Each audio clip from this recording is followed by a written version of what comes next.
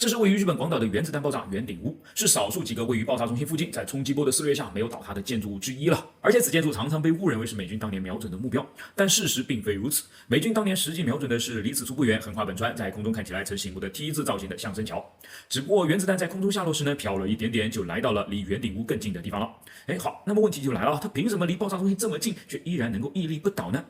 这里面的次要原因是它跟周遭的建筑比起来呢，年代相对更近一些，自然就会更加的坚固嘛。而主要的原因有点反直觉啊，恰恰就是因为它跟爆炸中心离得更近啊。因为为了制造最大的破坏力呢，美军当年采用了空中引爆的方式。原子弹爆炸后向四周产生的球状冲击波，其前锋部分会在撞击地面后反弹，与空中的冲击波叠加形成加成效应，制造出最大的横向破坏力。但是位于爆炸点下方的这个范围只会承受第一波由上往下的直接冲击力，却不会受到横向扩散的叠波的影响，因此其水平结构几乎全毁，但垂直结构却大致无损，就幸运的保存